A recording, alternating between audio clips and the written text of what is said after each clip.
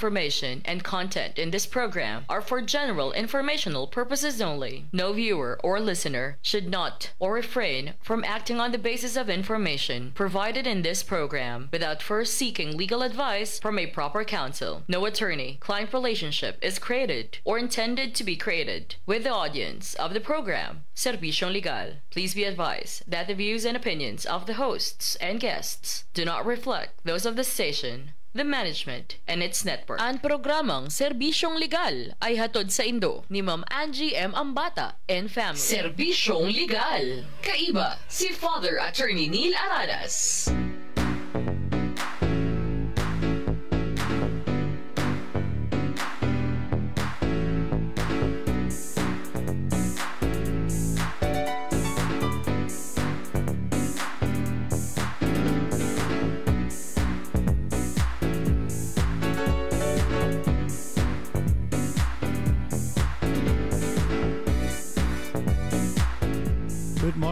Good morning mga katiwala. Sabado na naman. Yao naman kita digdi sa satuyang programang Serbisyong Legal. Makakaibahan po nindo ako si Father Attorney Neil Jose C. Aranas sa laog din sarong oras kada Sabado alas 9 hanggang alas 10 nin aga digdi sa satuyang programang Serbisyong Legal. Ang satuya pong pagpaabot nin mogmang pataratara, happy weekend sa gabos na mga naghihinanyog sa tuya, mga katiwala, mga kapamilya, asin sa tuyang mga kapuso. Salamat sa indong danay na pag-antabay digdi sa satuyang programa.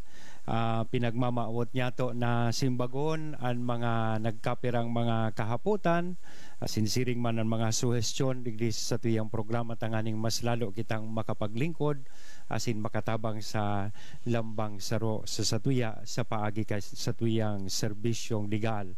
Padagos po kita mga katiwala kan satuyang diskusyon sa aldaw na ini manunungod kang labor law. Pinagdiskutir ta kan mga nakaaging Sabado itong mga just causes for dismissal.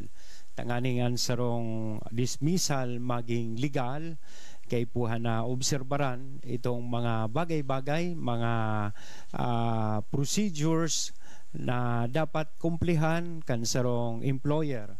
Tanganing day siya maging liable for illegal dismissal sa iyang mga empleyado. Asin ngunyan yaon kita kan nakaaging Sabado mga katiwala, pinagdiskutir ta itong manunungod sa insubordination. In other words, itong pinag-aapod niya itong willful disobedience. Na sabi ta saro kan mga rekisitos kaini iyo po na ang empleyado talagang tinuyo itong pagsunod sa iyang employer.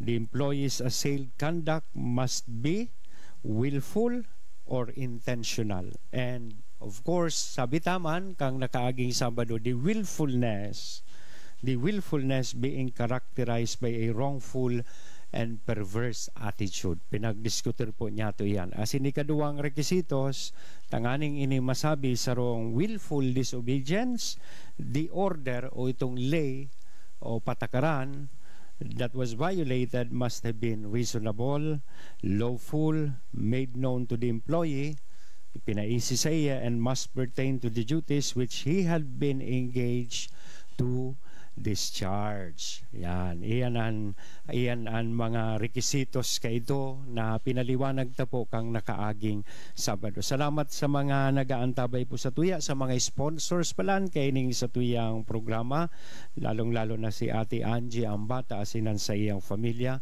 Salamat po sa indong danay na suporta sa programang ining Serbisyong Legal, asin sa mga nakakaibahan niya to ngunyan digdi sa tuyang istasyon Radyo Veritas Legazpi 1008 kHz, asin nahihiling man po kita sa DCTV Channel 2, asin kita man yaon digdi sa satuyang Facebook page sa paagi kaining Facebook live streaming ta.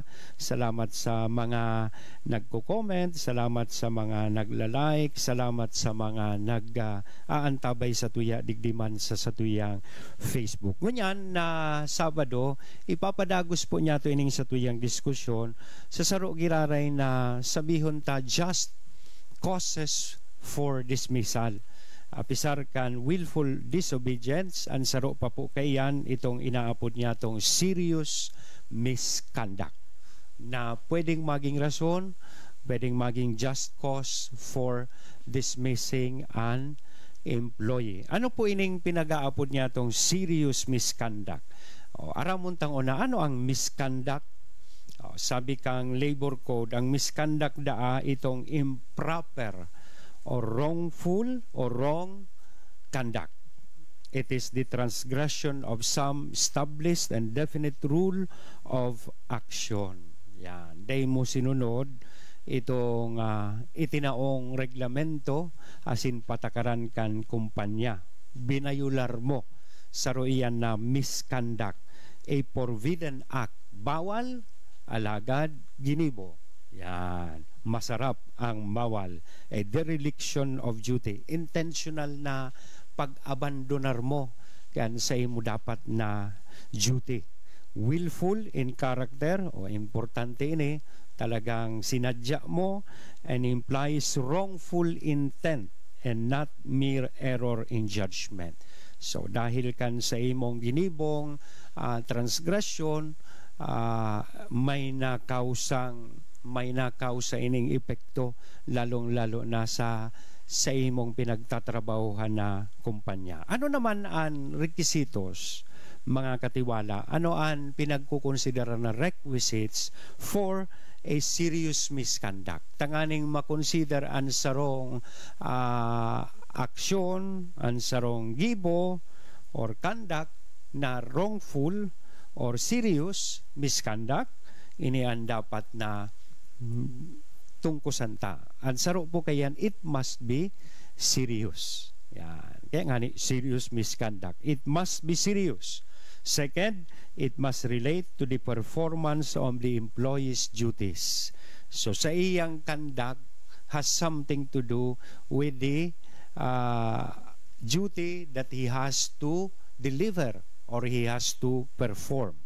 And ang pangtulo, dahil kaini, ang magiging epekto, it must show that the employee has become unfit to continue working for the employer. So, iyan ang ilinatag po kan korte sa mga nagkapirang kaso na dinarasa sa inda.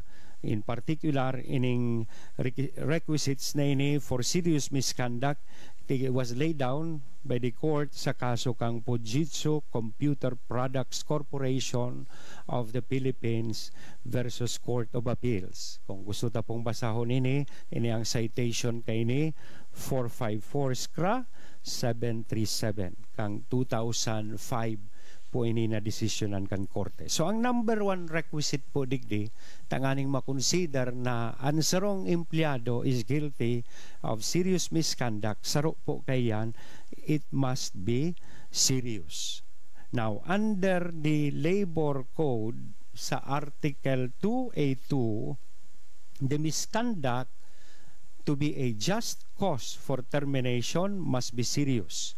Ibig sabihin, this implies that it must be of such grave and aggravated character and not merely trivial or unimportant. Ano ang mga example kaini mga katiwala, kaining serious misconduct na pwedeng maka-justify kan dismissal kisarong empleyado? Ang saro po kayan, sexual harassment.